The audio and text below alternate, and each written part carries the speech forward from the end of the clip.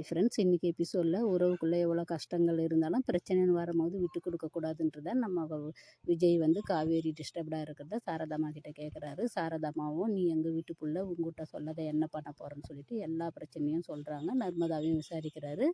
என் மேலே எந்த தப்பு இல்லைன்னு சொன்னதும் சரி வரட்டும், நம்ம பார்த்துக்கலாம். நம்ம வீட்டு பொண்ணையே நம்மக்கிட்ட தப்பாக சொல்லும்போது இங்கே தான் வரணும், வந்து என்ன பிரச்சனை பண்ணுறா பார்த்துக்கலாம், நீங்கள் கவலைப்படாதீங்கன்னு சொல்கிறாரு.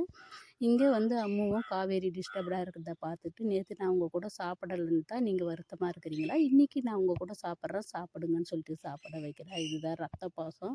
ஆனால் உண்மையிலேயே இந்த குழந்தை வந்து அவ்வளோ டிஸ்டர்பாக இருக்கிறது புரிஞ்சுக்கிறான்னா அவ்வளோ ஒரு அழகாக கொண்டு வந்திருக்காங்க. விஜய்கிட்டையும் அதை சொல்கிறா. அப்பா காவேரி மிஸ் இன்னைக்கு டிஸ்டர்ப்டாக இருந்தாங்க, நான் தான் அவங்கள சாப்பிட வச்சேன், சாப்பிடவே இல்லை, சாரிப்பா உங்கள் பேச்சை மீறி நான் நடந்துக்கணும்னு சொன்னதும் பரவாயில்லப்பா, எந்த இடத்துல எப்படி நடந்துக்கணும்னு பக்குவமாக இருக்கிற குட்டுன்னு சொல்லிட்டு குழந்தைய அழகாக வரவேற்கிறாரு, முத்தம் கொடுக்குறாரு. இந்த இடத்துலையும் அவ்வளோ ஒரு அழகாக கொண்டாந்துருக்காங்க. வீட்டுக்கு போய் யாழினியை கூட்டின்னு போகலான்னு அங்கே போனதும் காவேரி எதிர்லேயும் நர்மதா பிரச்சனைக்கு அந்த பையன் வந்தால் பார்த்துக்கலான்னு சொல்லும்போது காவேரிக்கு ஒன்றையும் புரியல. இந்த இடத்துல வந்து அவள் கோவப்பட போகிறா. ஏன்னா அவன் வராத முன்னாடியே எதுக்கு விஜய் சார்கிட்ட சொன்னீங்கன்னு கண்டிப்பாக காவேரி கோவப்பட்டாலும் அந்த இடத்துல இந்த பிரச்சனையை நம்ம விஜய் தான் தீர்த்து வைக்க போகிறாரு. அடுத்தது என்ன நடக்குதுன்னு பார்க்கலாம். பாய்.